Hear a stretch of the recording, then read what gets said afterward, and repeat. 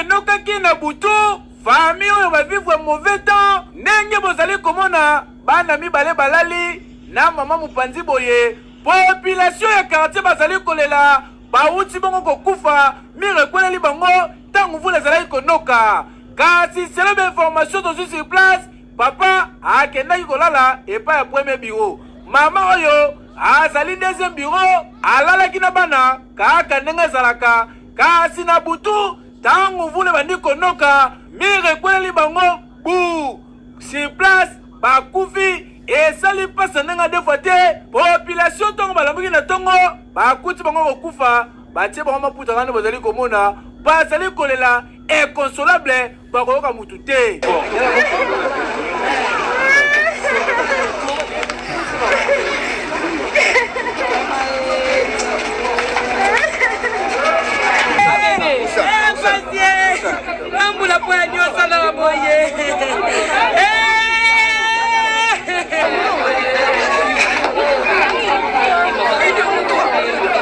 parmi bakosi oyo ekreye bainondation oyo ezali manki ya canalisation tango bandako etongamaka po na Kinshasa bandako ekoma mpe ebele yango ezali kosenga na baautorité compétente bazwa na dossier au sérieux de façon ke batrouve solution po mikolo ezali koya tango bamvula ekonoka badega ya boye ezala te bato bakufi pasi na mitema eya normal te eya nini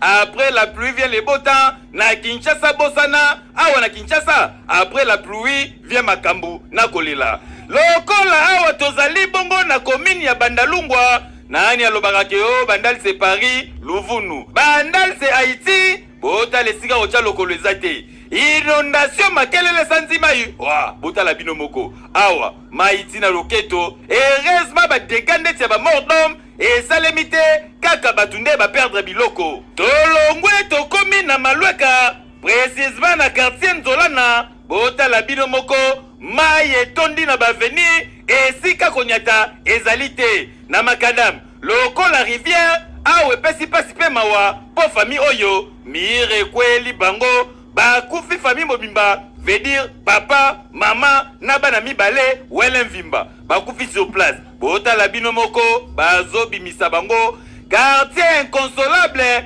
kolela bidilu na bidilu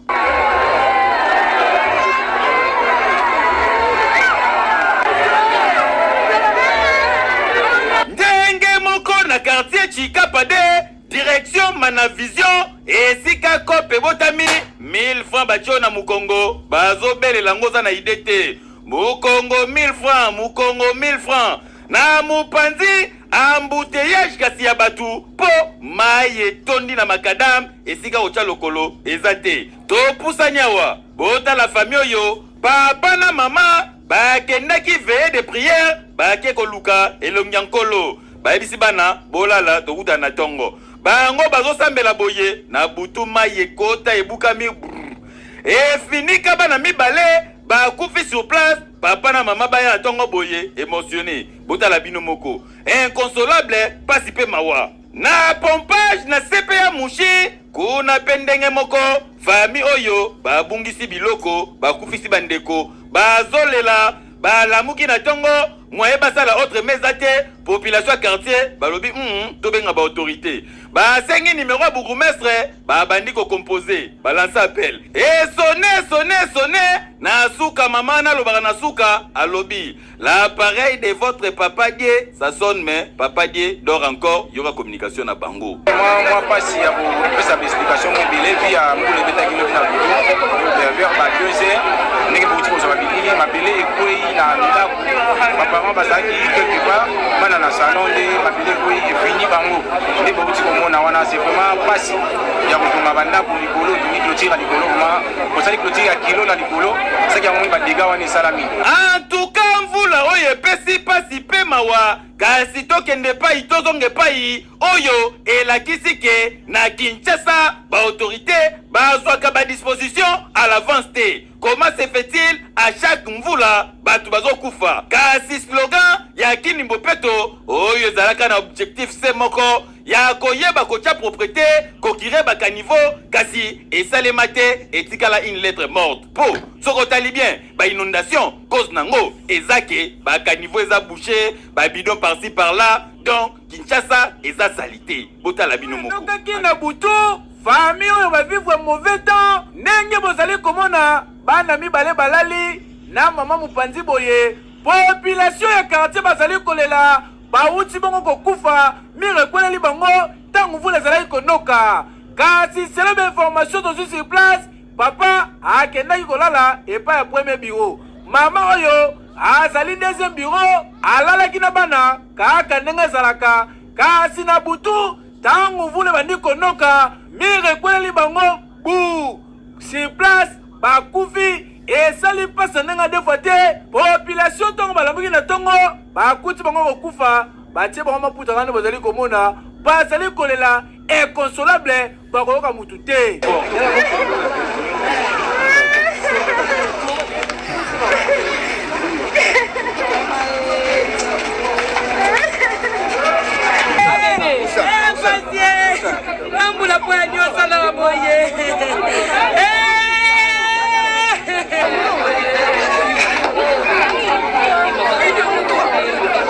parmi bakosi oyo ekreye ba inondation oyo ezali manki ya canalisation tangu bandako etongamaka po na Kinshasa bandako ekoma pe ebele yango ezali kosenga na baautorité compétente bazwa na dossier au sérieux de façon que batrouve solution po mikolo ezali koya tangu bamvula ekonoka badega ya boye ezala te bato bakufi pasi na mitema eya normal te eya nini oyo ya quartier Mikondo na commune ya Kimanteke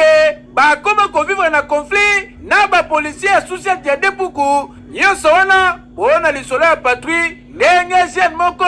akufaki population batomokaki mpona baya kotumba la police tangu baaffrontement wana ezali kosalema bapolisier balobi babeta masasi mpona kopanza bango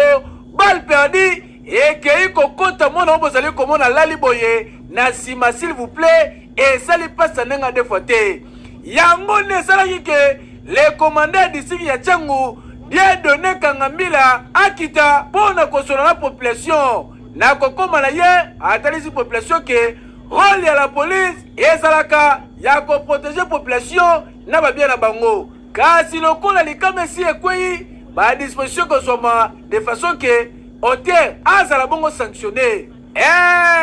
makambo ya boye esengeli interpele bapolisier mpona koyeba ke kobeta masasi mpona kodisperse eza nango mabe te mais fo yeba ndenge ozali kobeta mpona koevitaka babale perdi ekotaka bato boye neti mwana moke oyo asibir yeyo alali na mbeto hôpital kasi na ngambo ya population kotumba biro ya la police ezali solution te esengeli komona bakonzi mpona batuvela bino solution olie ya kose faire justice bino moko eya nini eya normal te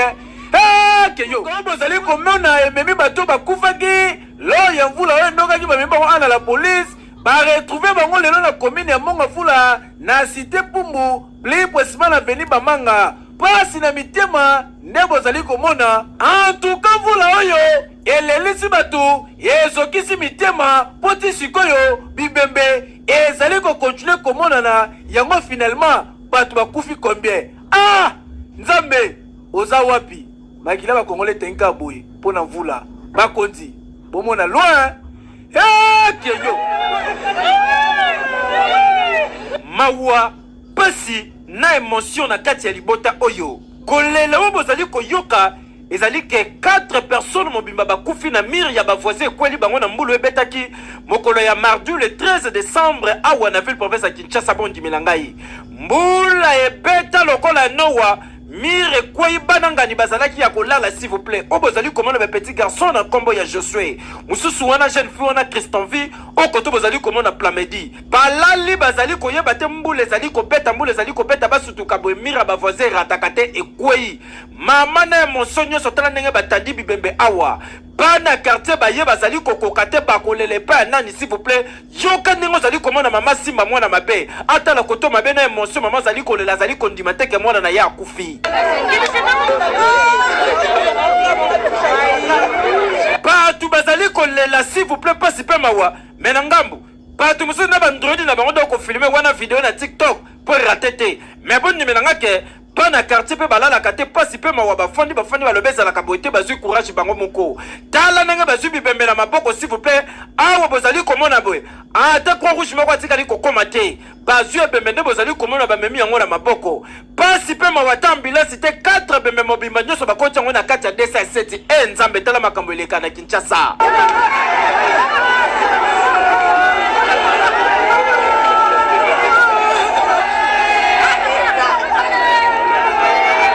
Na minute tozali koloba boye bibembe 4 yango na bakoti ici selon information tozwi moko azali na kati hôpital parce que azali na kaya moko ya mabe makasi awa bonne melanga que c'est vrai que azali catastrophe naturelle mais na ba mire na ba etongeli ezosenga bakonza mboka bacha makasi po degao esalami libota bali na pasi makasi awa na quartier Badading na commune Selembao mulimo ya bandeko bakufi epema na kimia pasi pe mawa.